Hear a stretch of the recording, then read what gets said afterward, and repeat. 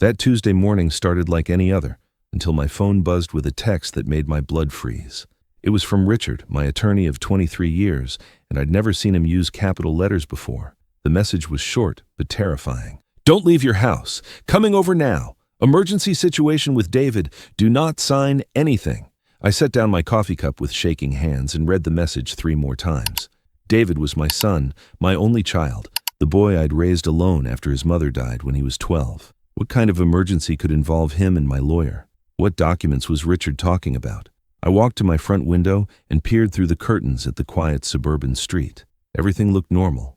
Mrs. Patterson was watering her roses across the way. The mailman was making his rounds. But something cold had settled in my stomach, a feeling I recognized from my years as a detective before retirement. Something was very, very wrong, and it involved my son. The doorbell would ring in exactly 17 minutes, and everything I thought I knew about my family would shatter like glass. The first warning sign had come 3 weeks earlier, though I hadn't recognized it at the time. David had stopped by my house on Elm Street with coffee and donuts, which should have been my first clue something was amiss. My 42-year-old son wasn't known for spontaneous visits or thoughtful gestures. "Dad, we need to talk about your situation here," he had said, settling into my recliner like he owned the place. "This house is too big for you. You're 71 now. What happens if you fall and can't get help?" I'd brushed off his concerns, told him I was managing fine. The house was paid off, I had good neighbors, my health was solid despite my age. But David had persisted, pulling out his phone to show me listings for senior living communities. "Look at this place, Dad. Meadowbrook Manor.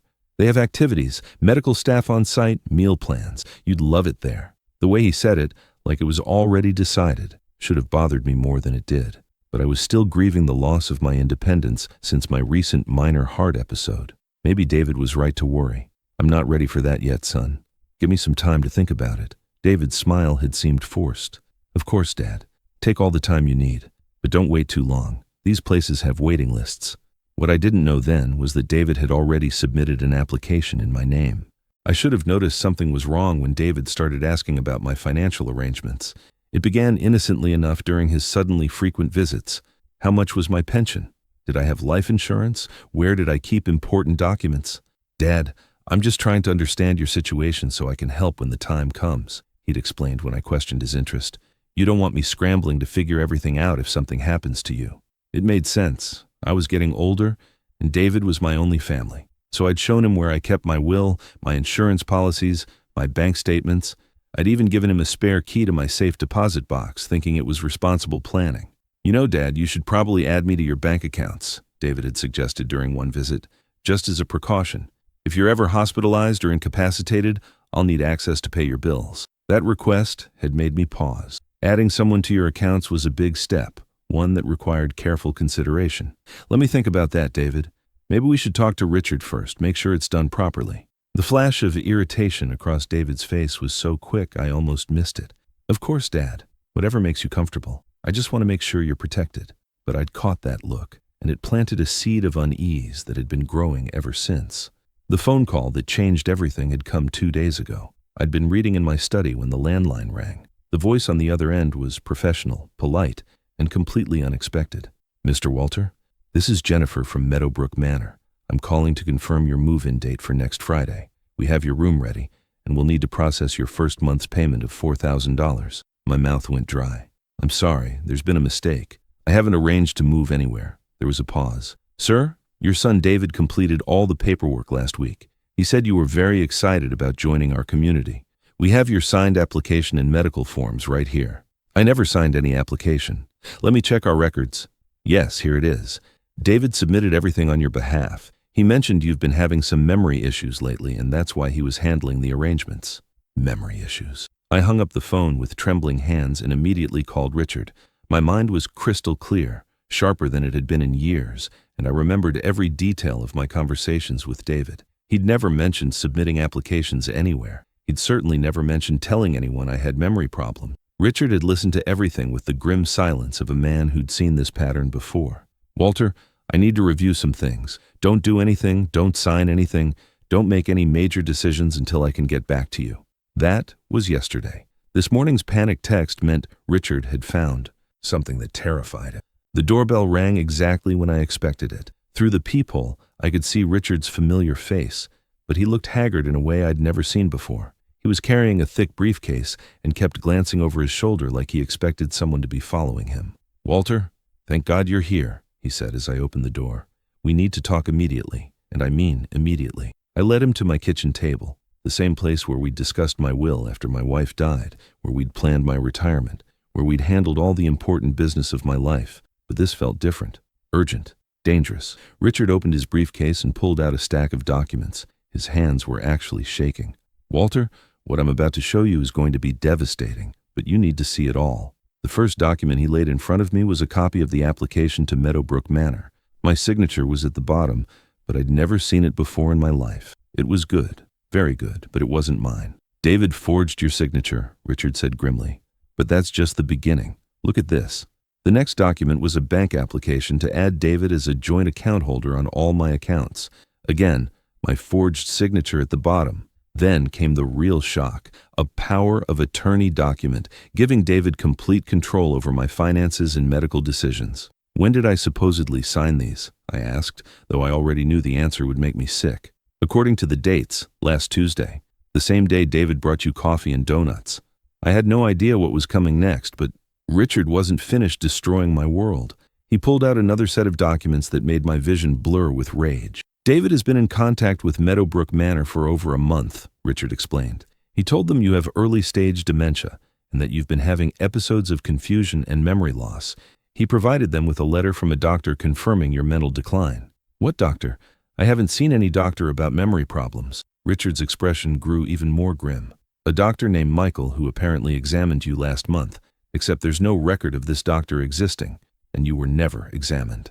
The scope of David's deception was staggering. He'd created an entire false medical history for me, forged documents, lied to institutions, and somehow managed to convince a senior living facility that I was mentally incompetent. There's more, Walter. Much more. The next document was a real estate listing agreement for my house. David had signed it as my power of attorney, authorizing the sale of my home for significantly less than market value. The buyer was listed as D&M Properties, which a quick internet search revealed was a company David had formed just 2 weeks ago. "He's selling your house to himself," Richard said quietly, "at about 60% of its actual value." The room seemed to tilt around me. My son, the boy I'd raised, the man I'd trusted with my life, was systematically stealing everything I owned while preparing to have me locked away in a nursing home. But Richard held up one more document that would prove to be David's biggest mistake. But the real shock came later that night when Richard showed me what David had done with the money. The document in Richard's hand was a bank statement for an account I'd never seen before, opened in David's name 3 months ago. "Walter, your son has been planning this for a long time. Look at these deposits." The statement showed regular deposits over the past 3 months, each one corresponding to withdrawals from my accounts that I'd never authorized. Small amounts at first, 500 here, 1,000 there, but they'd been increasing steadily. How is this possible? I never gave him access to my accounts. "He's been using your ATM card," Richard explained. "Probably got your PIN number by watching you or somehow convincing you to tell him.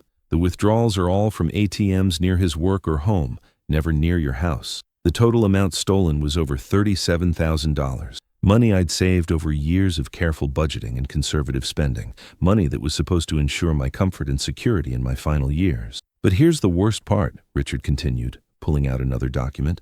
"David has already spent most of it. Look at these expenditures." The bank records showed payments to luxury car dealerships, high-end electronics stores, expensive restaurants. David had been living well off my money while telling me I needed to worry about my financial security. "There's also this," Richard said, handing me a printed email. "David sent this to his girlfriend last week. The email made my hands shake with fury. Almost done with the old man situation. Should have him moved out and the house sold within 2 weeks. Then we can start planning that vacation to Hawaii." That morning, something felt wrong when I woke up, but I'd had no idea how wrong until Richard laid out the final piece of David's plan. The document he showed me next was a conservatorship petition that David had already filed with the county court. "Walter, your son is trying to have you declared legally incompetent. If this petition is approved, he'll have complete control over your life, where you live, how your money is spent, what medical care you receive, everything." The petition was filled with lies. It claimed I'd been wandering the neighborhood confused, that I'd forgotten to pay bills, that I'd become a danger to myself. David had apparently spoken to several of my neighbors, telling them about my supposed mental decline and asking them to watch out for concerning behavior. "He's been building a case against you for months," Richard explained, "creating a paper trail of evidence that you're incompetent, even though none of it is true." The hearing was scheduled for next Monday. If David succeeded, I would become a ward of the state under his guardianship. My house would be sold, my money would be under his control, and I would spend my remaining years in Meadowbrook Manor while David lived comfortably off my life savings. But here's what. "David doesn't know," Richard said with the first smile I'd seen from him all day. "I've been investigating this situation since you called me yesterday, and I found some very interesting information about your son's recent activities." Richard opened a different folder, and I saw documents I didn't recognize. Business licenses, loan applications, credit reports. "David's in serious financial trouble, Walter. He owes over $200,000 in gambling debts." Suddenly, everything made sense. The sudden concern for my welfare, the urgency about moving me to assisted living, the forged documents and stolen money. David wasn't trying to help me. He was trying to save himself. I should have noticed the first sign weeks ago when David started asking about my life insurance policies. Now I understood why. Richard spread out the final set of documents that revealed the true scope of my son's desperation. "Walter, David has been borrowing money from some very dangerous people. These loan documents show he owes money to 3 different companies that specialize in high-risk lending, the kind of companies that don't accept late payments gracefully. The interest rates were astronomical, the payment terms were brutal, and David was already in default. According to the documents, he had until the end of this month to pay back the full amount plus penalties, or face consequences that weren't specifically outlined but were clearly implied. Your house is worth about $600,000, Richard explained. If David can get control of your assets and sell everything, he can pay off his debts and still have money left over. But he has to move fast. That's why the conservatorship hearing is scheduled so quickly, I realized. He needs legal control before his creditors lose patience. Exactly. And Walter, there's something else you need to know. I did some digging into Meadowbrook Manor. They're not just any senior living facility. They're specifically designed for patients with severe cognitive impairment. Once you're admitted there, getting out would be almost impossible, especially if David is your legal guardian. The full horror of the situation hit me. David wasn't just trying to steal my money. He was planning to bury me alive in an institution where I'd have no rights, no voice, and no hope of escape. I'd spend my final years drugged and forgotten while he enjoyed the proceeds of his theft. But Richard's expression had changed. The grim worry was replaced by something that looked almost predatory. However, David made one crucial mistake, and tomorrow morning he's going to discover just how expensive that mistake is going to be. And that was only the beginning of David's problems, though he didn't know it yet. Richard had spent the past 24 hours working with law enforcement and financial institutions to build an ironclad case against my son. Walter, tomorrow morning at 9 a.m., David is supposed to meet with the staff at Meadowbrook Manor to finalize your admission, Richard explained. He's planning to bring the forged power of attorney documents and a cashier's check for the first 3 months of your care, paid for with money stolen from your accounts. What he doesn't know is that I've been in contact with the facility's administration. They've been cooperating with our investigation since yesterday afternoon. The plan Richard had devised was elegant in its simplicity. David would arrive at Meadowbrook Manor expecting to complete the arrangements for my involuntary commitment. Instead, he'd find Detective Williams from the Financial Crimes Unit waiting for him, along with representatives from the District Attorney's Office and the State Elder Abuse Protection Agency. Every forged document, every unauthorized withdrawal, every false statement to medical and financial institutions has been documented, Richard continued. David will be arrested on charges of elder financial abuse, fraud, identity theft, and attempted false imprisonment. But the real beauty of the trap was yet to come. David thinks he's been clever, but he's left a trail of evidence that would make a prosecutor weep with joy. The forged signatures, the fake medical records, the unauthorized account access, the conservatorship petition filled with lies. It's all documented and verifiable. I looked at the stack of evidence Richard had assembled. 3 months of systematic deception, all carefully recorded and legally admissible. David's desperation to solve his gambling debts had made him careless, and his carelessness was about to cost him everything. What happens to me? I asked. Richard smiled. You stay right here in your house with full control of your assets and your life. The conservatorship petition will be dismissed. Your stolen money will be recovered from David's accounts before he can spend any more of it, and you'll have a restraining order preventing David from coming near you or your property. At 9:15 tomorrow morning, my son would discover that underestimating your father's intelligence while attempting to rob him blind is a mistake that comes with serious consequences. The phone call that had started this nightmare had revealed the truth just in time, and the truth, as it turned out, was going to set me free while ensuring David spent his next few years learning about consequences from the other side of prison bars. As for the gambling debts that had driven him to this desperation, those would become David's problem alone, exactly as they should have been from the beginning.